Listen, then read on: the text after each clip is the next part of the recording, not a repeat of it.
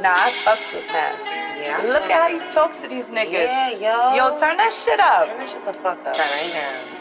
Talking that shit. Let's go. Yo. When you up and you winning, shit is awesome. Never felt real pain till a nigga lost one. If somebody take from you, what it's gonna cost them? Tired of niggas acting like they really put in work. Here the boss come, be yourself. It'll do you better in the long run than see yourself staring down the barrel of a long gun. Some rappers never had no street cred, so they bought some.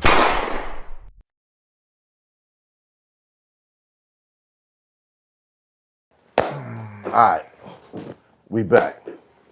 Now, Fat Joe, I know you guys have a close relationship.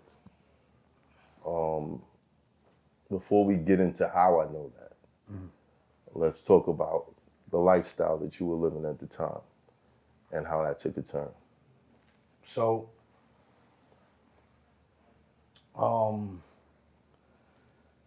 finally, you know, I'm doing my thing. I'm getting bookings. I'm booked 7 nights, almost 7 nights a week. Breaking records. I'm breaking records. I'm doing a lot of great things. You know, I'm finally, you know, I went from doing online radio, which we'll talk about later. Went from online radio now to getting on terrestrial radio, and you know, being on, you know, also on satellite radio. A lot of great things was happening in my career finally. A lot of doors were opening. You know, I was taking everything that I was learning and I was putting it into one pile, and it was working. It was going great. It was going great. You know, at that time, I finally met my second wife, who is now my queen of now. Right. Everything was going good. You know, I finally retired from my 9 to 5 after 20 years. No more UPS. No more UPS. You know, I ain't gonna clap. It was fine. Some people still work with UPS. You think they don't want to retire too? They want to retire. Fuck that. I'm happy I left that shit. I'm happy I left that shit. You know what I'm saying? But everything was going great. My children was great. Everything was good. I was finally in the right path. And, you know, our family was good. 2014 came. It was about April. And so I'm working. And I started noticing I was bleeding a lot from my gums when I brushed my teeth. I was bleeding. Maybe I gotta go to the dentist. Something's going on. I didn't pay no mind to it because I was just, it really came when I was so busy. I was so busy. I was booked almost every night. I probably had like maybe one night off. It's because I chose to be off. And, you know, I started, you know, seeing a little blood here and there, and I don't pay no mind. I gotta go to the dentist. And then I started getting fatigued. I started feeling like there was times that I'll get up from bed and I'll be like, let me go back. You know what I'm saying? Like, in my mind, I'm like, yo, it's just from all the hours working, you know. Mm-hmm. There's a reason for it. Right, I'm doing 2-3 clubs a night. You know what I'm saying? Then from there, I'll probably do something else. Like wake up, jump, do something else. There was so much going on. And so I'm blaming everything on the lifestyle.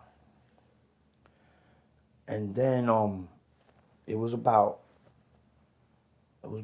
June, July. It was summertime. And I started feeling like I was catching the flu. I'm like, I'm not feeling so great. But me, I'm still going to work. Still going to work, still doing what I gotta do. And I have an overbite. And I kind of like bit my inside of my cheek from eating something. I bit it, all right. But it wasn't getting better. It was actually getting worse. It went from something small to started getting real big. But then I also started noticing that I started getting marks in my body. I started getting little marks here and there.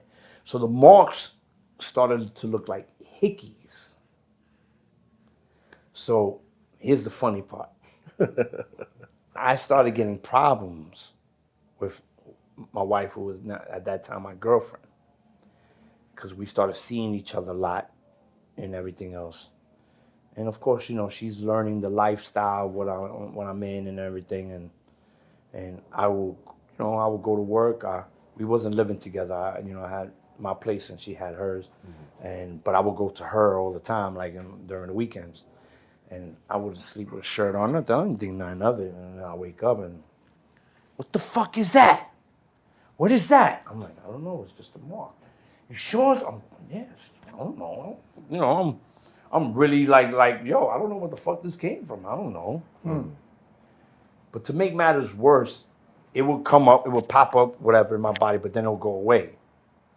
But then I'm still feeling a little, you know, out of it. I think I'm getting sick. What a coincidence that like maybe a couple weeks later, I started feeling a little bit more sick, but I was still not paying no mind to it. And she went to Orlando because she has family and her best friend lives in Orlando. She went out there for a weekend. And what a coincidence that the day that she comes back and I go to the airport to pick her up, I get this big red mark on my neck. So I'm like, I can't put a turtleneck. It's summertime. What the fuck am I gonna do? She's gonna think this is a fucking hickey, and it's not. Right. I said, you know what? I'm just gonna keep it real well. Picked up. She was like, what the fuck is that? I said, yo, I swear to God, babe, I don't know what this is, but it's not what you think it is. We had a whole big fight. It was crazy because that's what she thinks it was. But then she started to notice that then a couple of days later, I took off my shirt again and I started getting it on my back. And that's when she was like, yo, that's the same mark. I said, well, I told you, what do you think? A bitch is gonna come and give me a hickey on my back? You know what I'm saying? Like, I've been telling you this. Right. And then also I started feeling worse.